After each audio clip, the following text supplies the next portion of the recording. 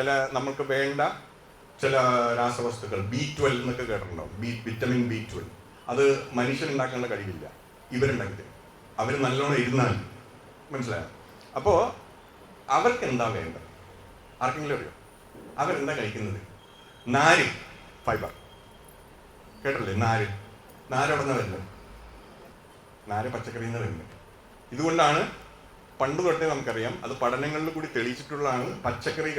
കൂടുതൽ പച്ചക്കറി കഴിക്കുന്ന ആളുകൾ, പൊറോട്ടയും ബീഫും അല്ല, പച്ചക്കറി കഴിക്കുന്ന ആളുകൾ ഒരു 12 തൊട്ട് 20% കൂടുതൽ ആരോഗ്യത്തോടെ ഇരിക്കുന്നു.